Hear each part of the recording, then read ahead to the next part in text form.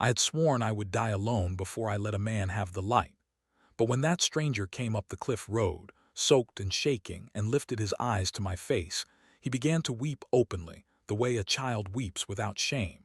It was not his broad shoulders that undid me, nor the war still living in his eyes.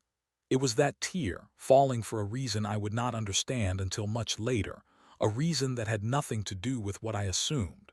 That tear carried a name across an ocean. And that name changed everything. Stay with me to the end of this story, and tell me in the comments which coast you are watching from, so I can see how far this little light has traveled. The wind off the Atlantic has no manners. On Harlow Point, Maine, in the autumn of 1919, it came straight off the open water with nothing to slow it, climbing the granite and rattling the windows of the keeper's cottage until I half expected the whole place to lift off the rock and sail away. Some nights I almost wished it would.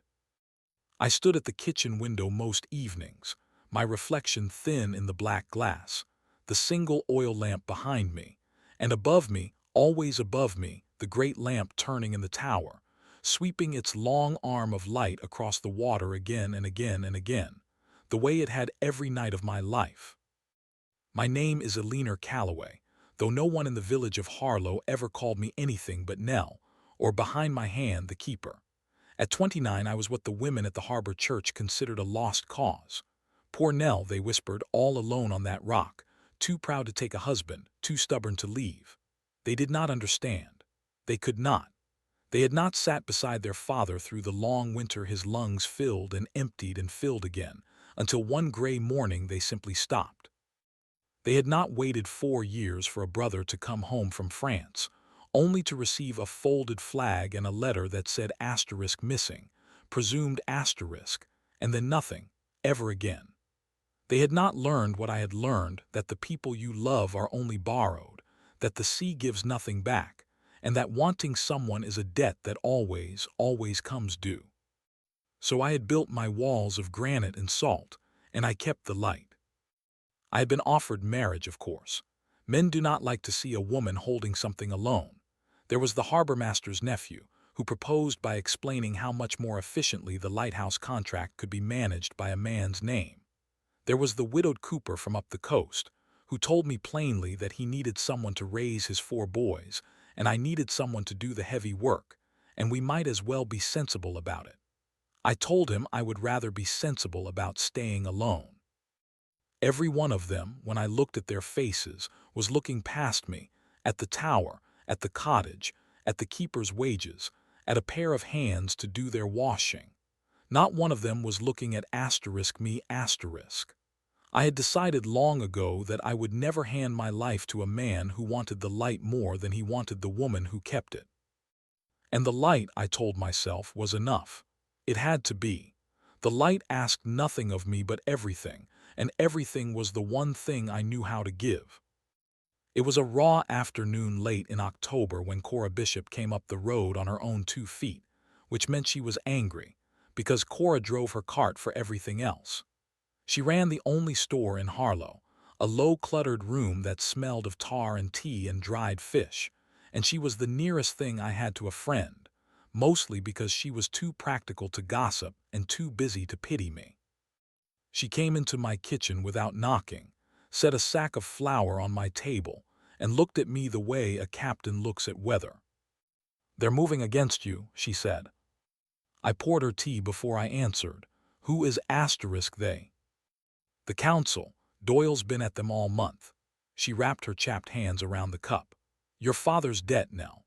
The note he took against the cottage the winter he was sick. Doyle holds it, and he's calling it.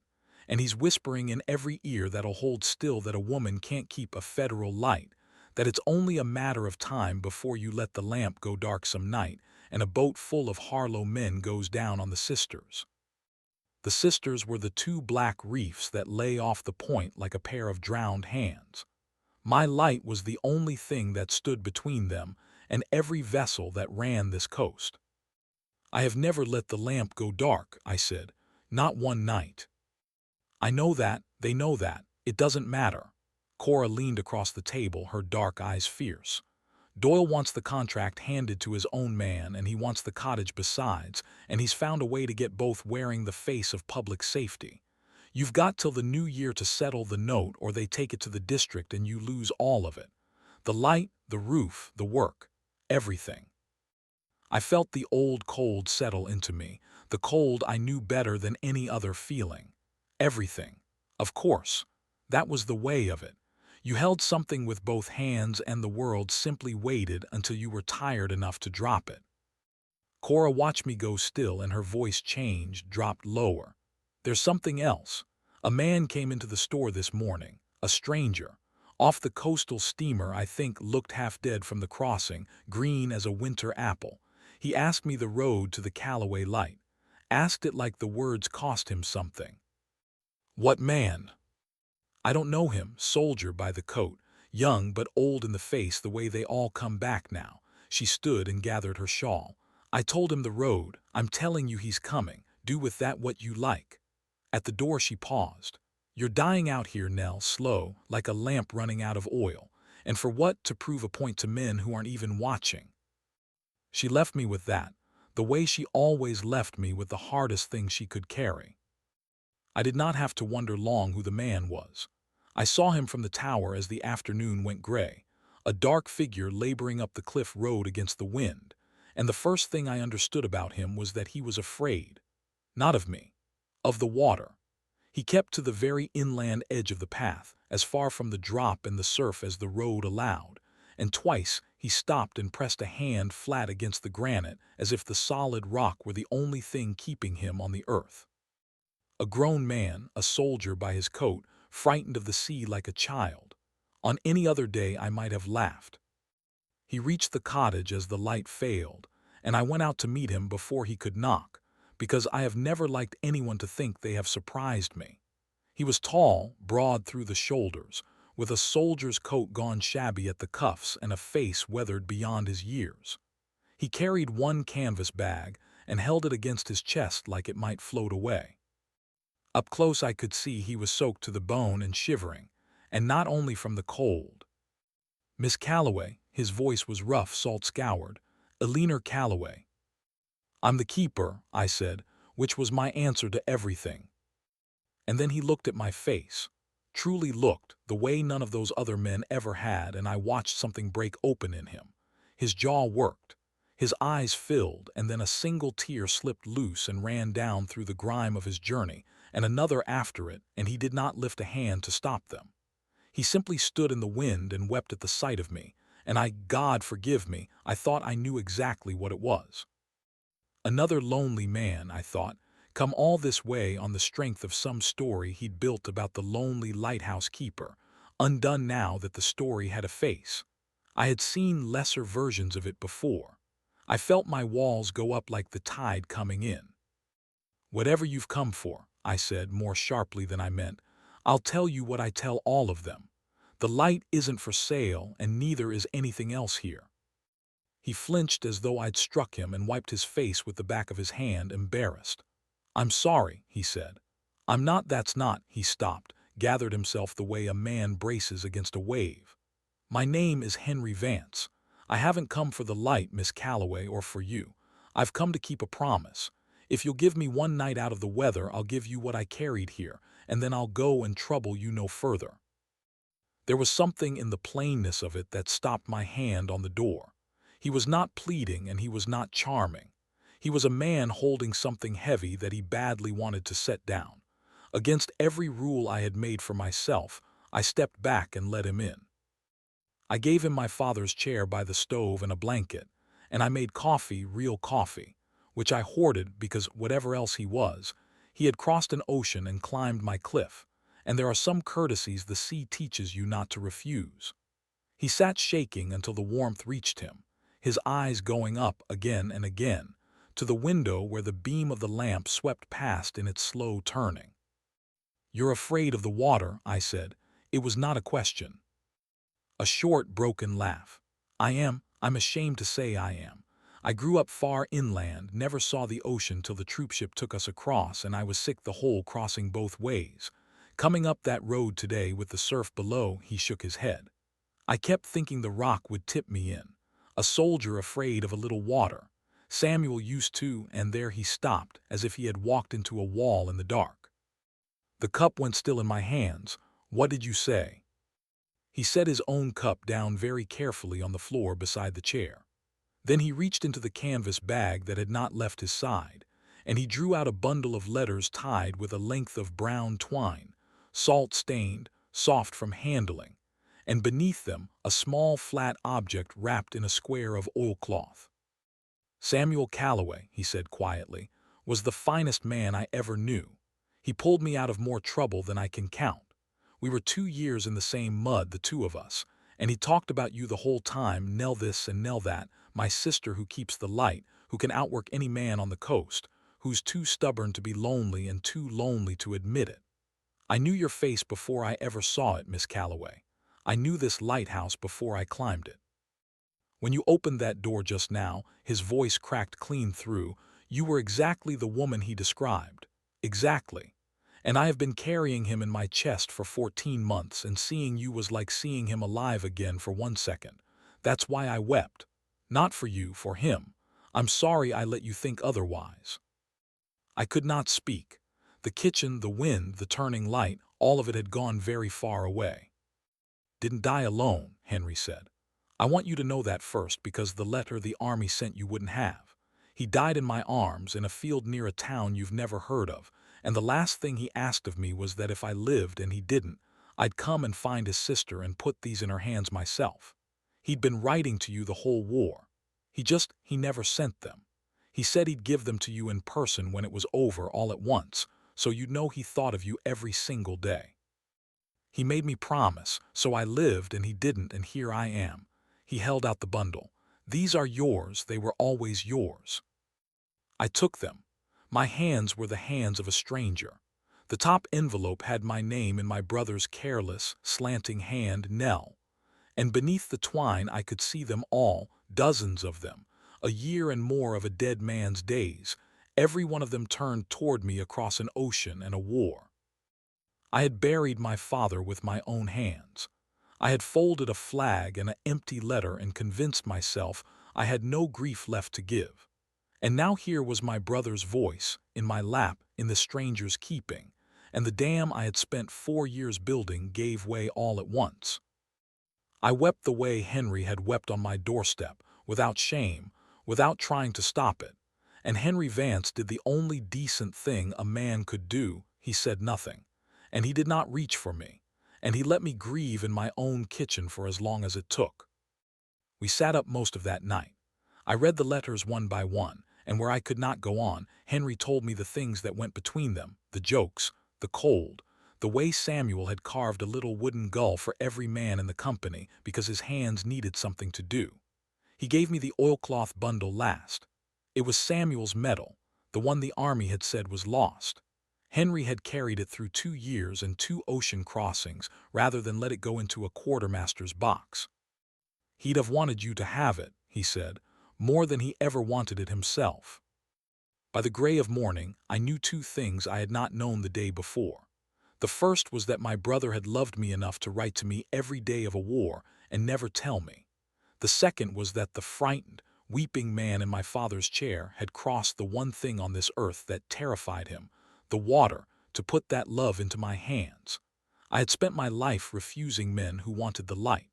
I did not know yet what to do with a man who wanted nothing from me at all. He meant to leave that morning.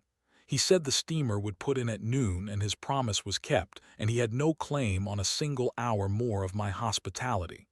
But the sky had other plans, and the sea, as it always did, had the final word.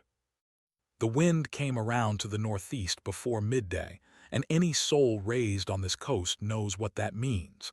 By 2 o'clock the nor'easter was on us in earnest, the kind of storm that turns the Atlantic into a gray wall and the sisters into a graveyard. The steamer never came. Henry, who had been packing the cottage like a man in a cell, went still at the window when he saw what was building, and I think he understood that the water had simply refused to let him run. You can't go anywhere in this, I said. No one can. And then, because the keeper in me never sleeps, I added, and I've work to do. The lamp can't fail tonight of all nights. Half the Harlow fleet's still out, they'd have run for harbor when the glass dropped, and they'll be feeling their way home in the dark with the sisters dead ahead. If my light goes, they go with it. He didn't hesitate, which surprised me. Tell me what to do. It is no small thing to keep a great light through a storm. The lamp must be trimmed and fed, the lens kept clear, and the clockwork that turns it, a great hanging weight on a chain, like a clock the size of a man, must be cranked back up by hand every few hours, or the beam stops turning and becomes just a dead glow that tells a ship nothing. My father and I had managed it together for years. Alone, in a gale with the whole fleet on the water, it was nearly more than two hands could do. We climbed the tower together. Henry went white when we reached the gallery and the wind tried to peel us off the rock, the surf exploding on the sisters below in bursts of ghostly white, and I saw his hands shaking on the rail, the lanceman's terror, the water everywhere, the sense that the whole tower might pitch into the sea. But he set his jaw and he did not go back down. He fed me the oil cans. He hauled on the great chain when my arms gave out and cranked the weight back to the top of its fall, over and over, through the worst of the night, his face gray with fear and effort both. Every time the beam faltered, he was there. Every time I thought I could not lift my arms one more time, his were there beside mine. And then near the blackest hour we saw her, a fishing boat, the Mary Doyle asterisk of all the cruel jokes the sea could play, with old Doyle's own crew aboard, driven in too close, her sail half gone, feeling blind for the harbor mouth with the sisters under her bow and no way to know it. I worked the light. I had no signal lamp that would reach her in that, but I had the great beam, and I knew this water the way I knew my own hands. I held the long sweep of it on the safe channel, again and again, dragging the light across the one black gap between the reefs like a finger pointing the way home. Here, here, not there, here. And Henry cranked that chain till his palms bled to keep the beam turning, to keep it alive, to keep it speaking. She came through.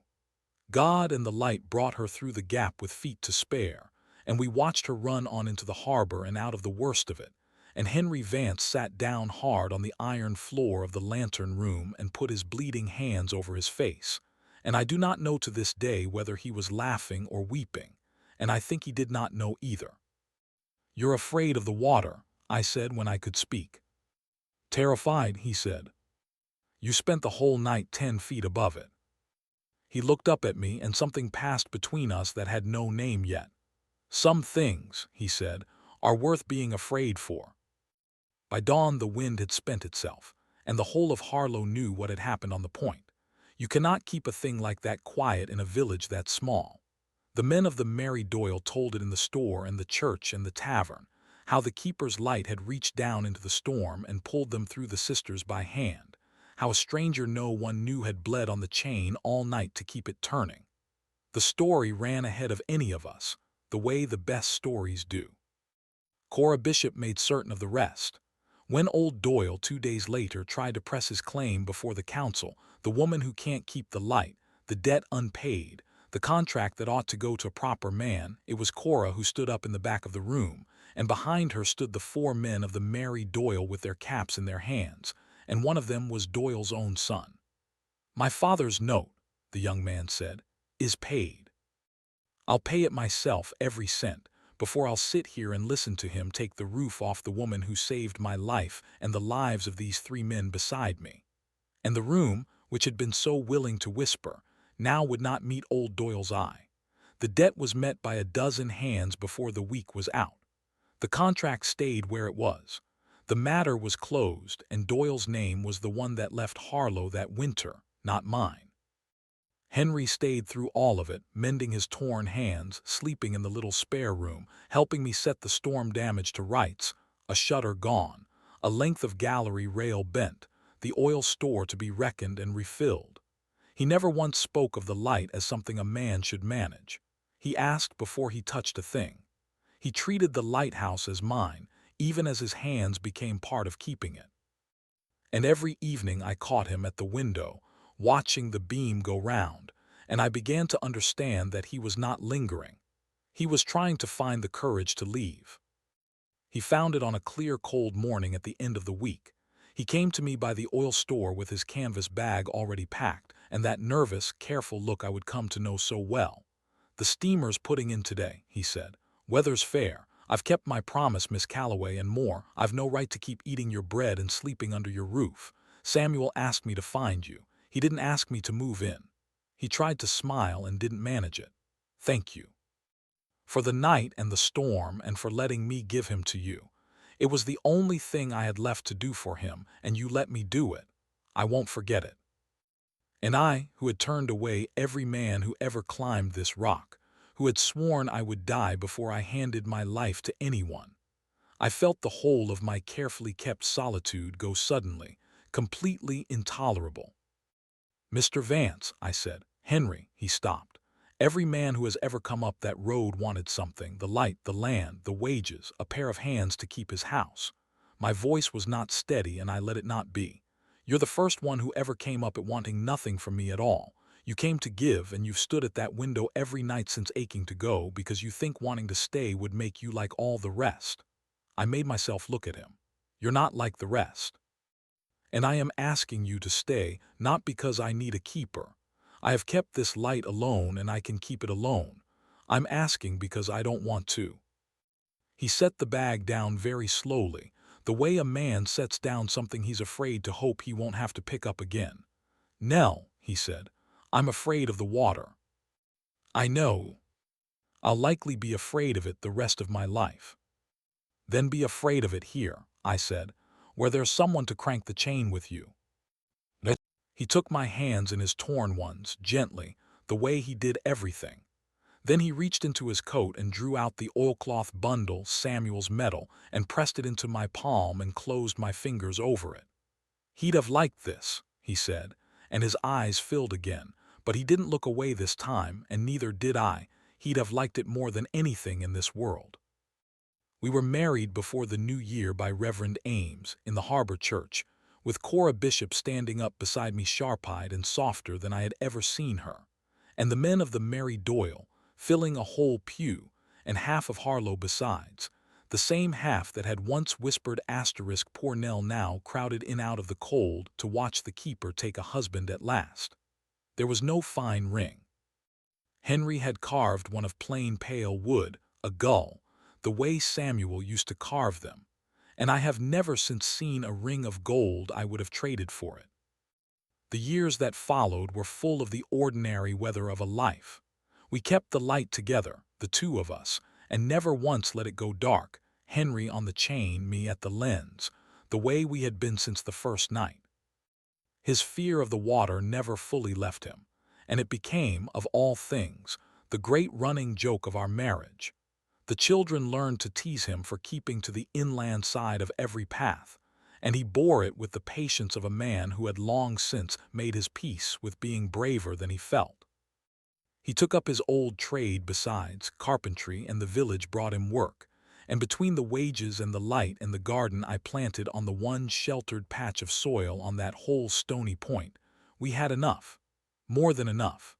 We had sufficiency and each other, and a house that was no longer quiet in the way that hurts.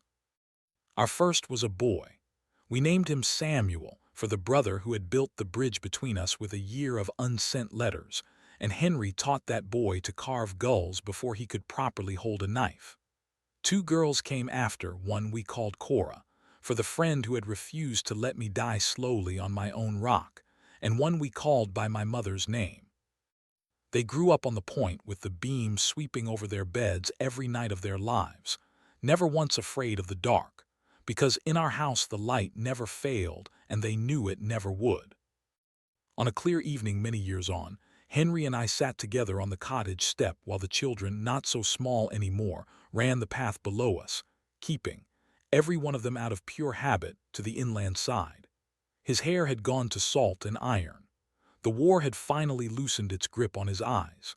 Above us the lamp turned, the same long arm of light it had been the night a frightened stranger climbed my cliff and wept at the sight of me. "Do you ever think," he asked, "what would have happened if the steamer had put in that noon the way it was meant to? If the storm had held off one more day?" I thought about it. I had thought about it 100 times. Then you'd have kept your promise and gone home, I said, and I'd have kept my light alone, and I'd have told myself the rest of my life that it was enough. Would it have been?